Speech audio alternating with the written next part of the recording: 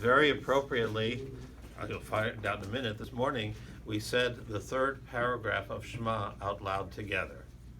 Why? Very appropriately. Guess where the Parsha of Shema is found in the Torah? In this week's Parsha, Parsha Shlach.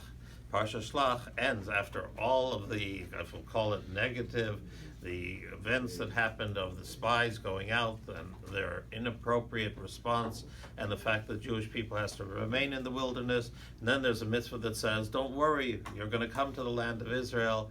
And then we have the Parsha of Shema, which concludes the Parsha and the entire reading. So the Gemara in Menachos says that when it says in the Torah to put in a string of techeles, which is dyed blue, another story, but not for now, why some of us don't have, some do. And it says, Urisem oso, you'll see it, Uschartem es kol mitzvos Hashem. You'll remember all of the mitzvos of Hashem. That is, by looking at the tzitzis, you'll remember all the mitzvos of Hashem. So one way is through the gematria, the numerical equivalent. That also we'll speak about at another time.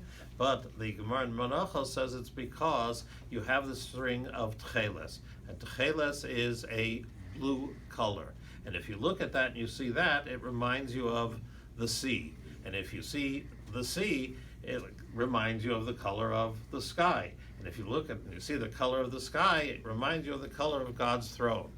Whoa! Da-da, da-da, da-da, da-da. One to another to another. Is that a very roundabout way of coming to think of God in the mitzvos? That, I think, is the whole lesson. In other words, where do you see God and where do you remember mitzvos? Only like when it hits you in the middle of the eyes? Or is it when you see the little things also? So this is to teach us to remember to look at the little things, and when you see the little things, also to think of how that has to do with the wonderful things.